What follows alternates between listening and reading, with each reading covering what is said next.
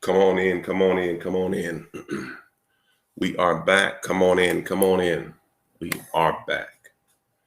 Doo-doo-doo-doo-doo. Praise the Lord. We are back. We are back. Let me see who's going to be on first. Clarinetta. Boy, you be on it. You be on it. Joy, Tracy McDowell. TK, good morning. Keisha, what's up? Stephanie, what's up? Harmony, good. What's up? Pamela, Lisa, what's up? What's up? What's up? What's up? What's up?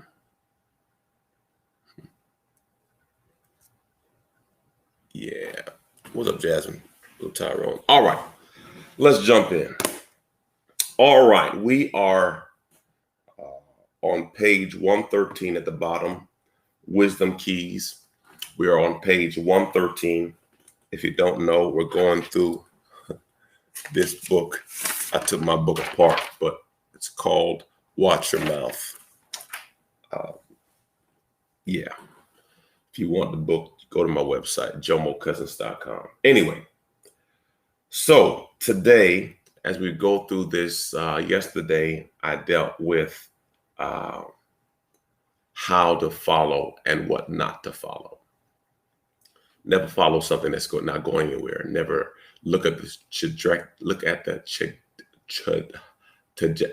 anyway, look at the direction they're going. Trajectory. That's what I'm trying to say. And it will give you an indicator of where you may be based on where they're going. It's always good to make sure you follow something that's going in a direction or see the characteristics of things you would like to have. Whoever you follow should embody something you want. Whoever you follow should embody something you want. Whoever you follow should embody something you want. Success leaves clues.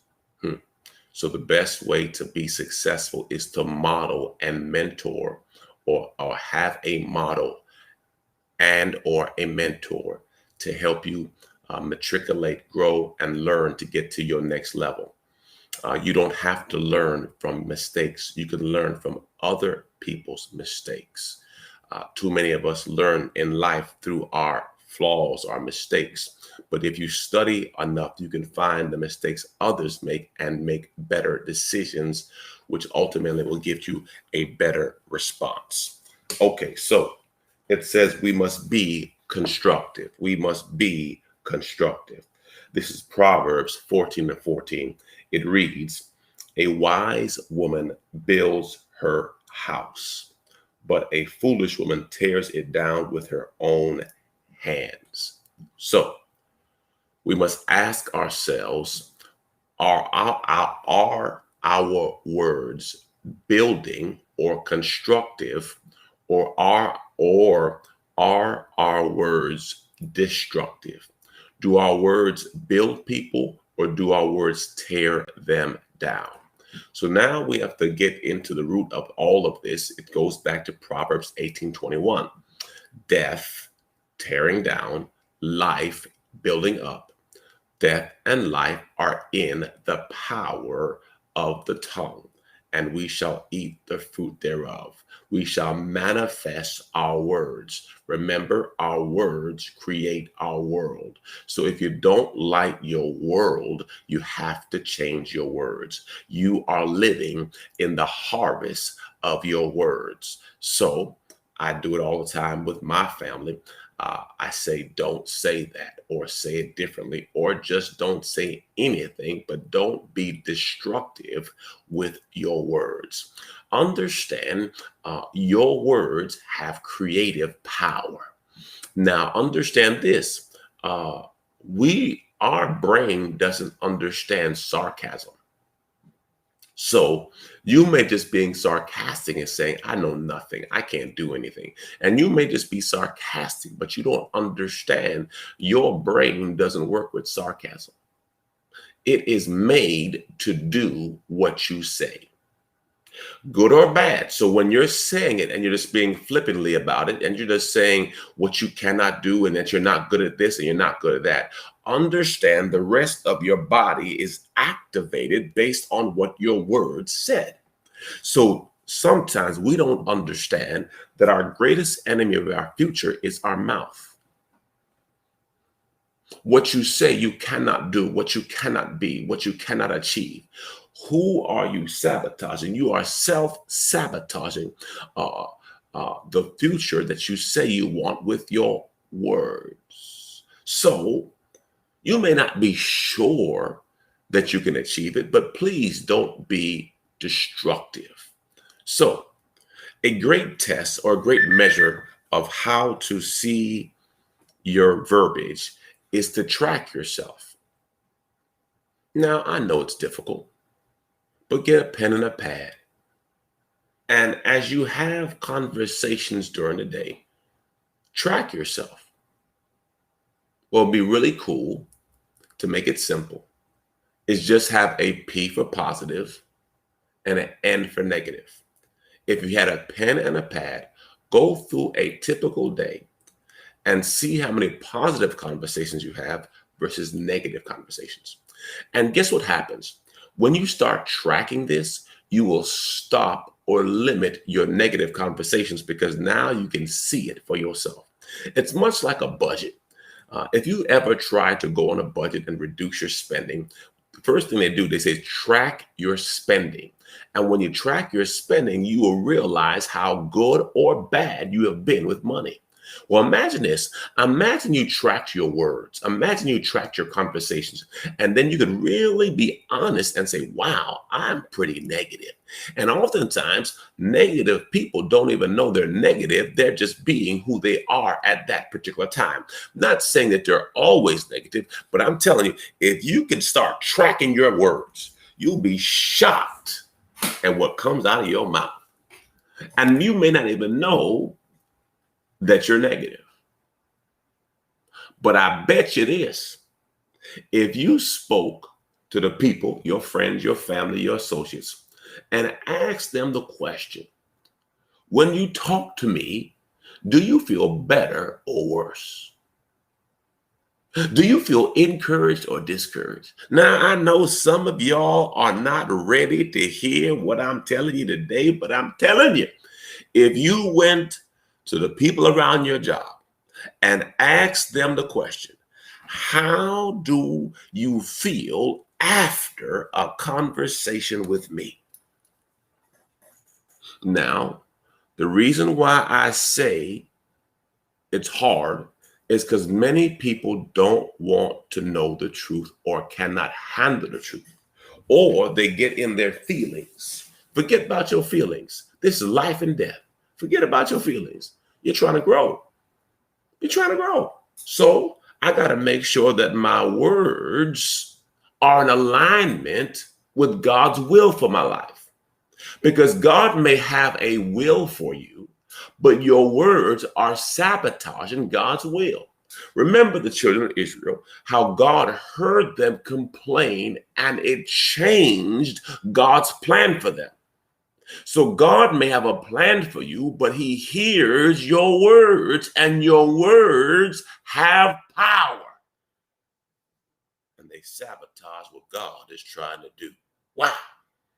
So 3 ways. It says a wife because it's dealing with a wife. But I want you to make this a global thought, okay? Not just for females, but for males, because we could be negative too. 3 ways a wife tears down her house. The first one, a critical spirit. A critical spirit. I don't know if you ever had them meetings where everyone is working together. Everyone has ideas. And then there's a person that has a critical spirit. And every idea they put out, they do this. Boom. That won't work. This won't work. It's just critical. Not constructive. It's critical. It's attacking. It's personal. So we have to be mindful that we don't want to be the critic. There will always be critics, but you can't allow when you Confront the critic, you often give them credibility. Also, if they don't know you personally, stop taking it personal. People are going to be critical because they're critical. Now, you can be constructive without being critical. I like this part, but I'm not sure about this. Where some people say, I just think it sucks. Well, okay. Well, what can we do to make it better? How can we help? You don't have to be critical. Listen, life is tough enough anyway. Who needs a critic? Critics tell you what is obvious. It's too small. Duh, I already know that. How can we make it bigger? I shouldn't say duh. We have to be mindful that critics are not welcome. Now, I'm not saying to lie. I'm saying how you communicate. You don't want to be critical. You could be a critical thinker, but how you communicate needs to be with some seasoned salt. Number 2, a worried heart. Lord Jesus.